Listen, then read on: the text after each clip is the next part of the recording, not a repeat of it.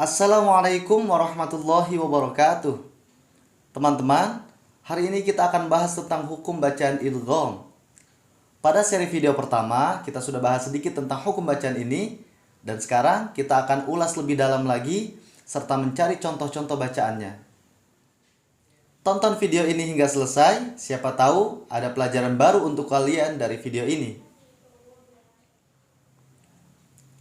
Idgham secara bahasa artinya idkhalus syai' fi syai', memasukkan sesuatu ke dalam sesuatu.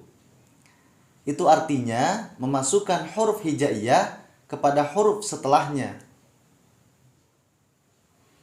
Dalam hukum nun mati dan tanwin, huruf-huruf idgham jumlahnya ada 6, yaitu ya, ro, lam, mim, waw, dan nun.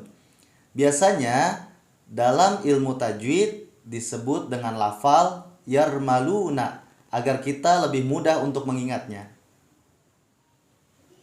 Nah, sekarang kita akan cari contoh-contoh bacaan idgham.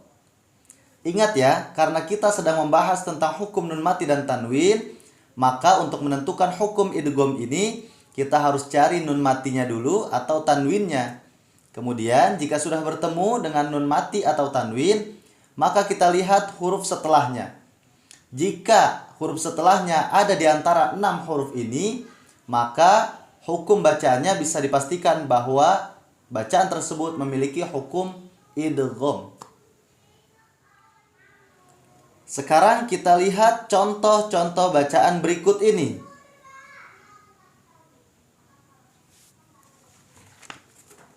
Jika ada nun mati atau tanwin bertemu dengan huruf ya, maka hukum bacaannya adalah idgham. Kemudian, jika ada nun mati atau tanwin bertemu dengan huruf ro, maka hukum bacaannya juga idgham.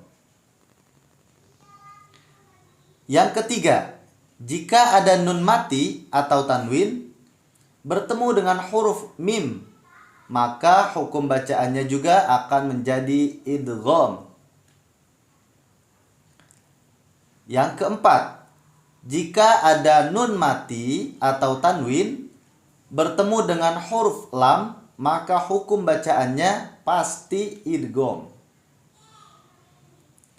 Kemudian yang kelima, jika ada nun mati atau tanwin bertemu dengan huruf waw, maka hukumnya juga menjadi idgham. Dan yang terakhir, jika ada nun mati atau tanwin bertemu dengan huruf nun, maka hukum bacaannya juga menjadi idgham. Gimana? Sudah paham kan cara menentukan hukum bacaan idgham? Sekarang kita lanjutkan ya. Dalam hukum bacaan nun mati dan tanwin, hukum bacaan idgham ini terbagi menjadi 2. Yang pertama idgham bi gunnah, artinya idgham yang menggunakan gunnah. Kemudian yang kedua adalah idgham bila gunnah, artinya idgham yang tidak menggunakan gunnah. Ingat ya, gunnah artinya ditahan. Jadi kalau ada idgham bi gunnah, berarti bacaan tersebut harus ditahan. Sementara kebalikannya, idgham bila gunnah artinya idgham yang tidak boleh ditahan. Dari penjelasan tersebut, maka huruf idgham yang 6 tadi dibagi lagi menjadi 2. 4 untuk hukum bacaan idgham bi gunnah dan 2 untuk hukum bacaan idgham bila gunnah. Yang 4 ini adalah ya, nun, mim, dan waw. Kemudian yang 2 adalah lam dan ro. Jumlahnya semua menjadi 6. Berikut ini adalah contoh bacaan idgham bi gunnah. Semua bacaannya harus dengung atau ditahan selama 2 sampai 3 harokat. Faman ya'mal, nun mati bertemu huruf ya, bacanya harus ditahan. Kemudian contoh lainnya adalah in nafaati. Nun mati bertemu dengan huruf nun. Kemudian contoh lainnya adalah mimma'in.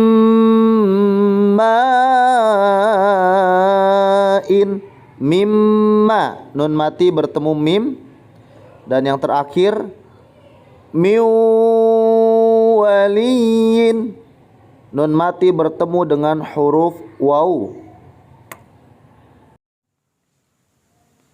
Dan ini adalah contoh untuk bacaan idgham bila gunnah.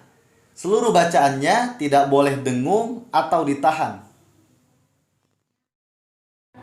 Milladunka.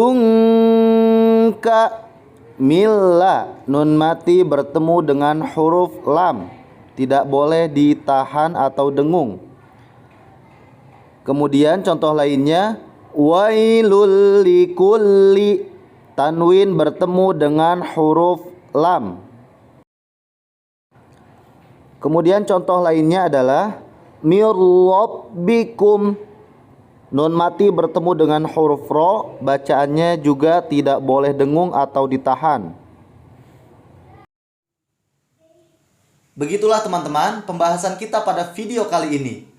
Ingat ya, idgham bi gunnah harus ditahan, sementara idgham bila gunnah tidak boleh ditahan.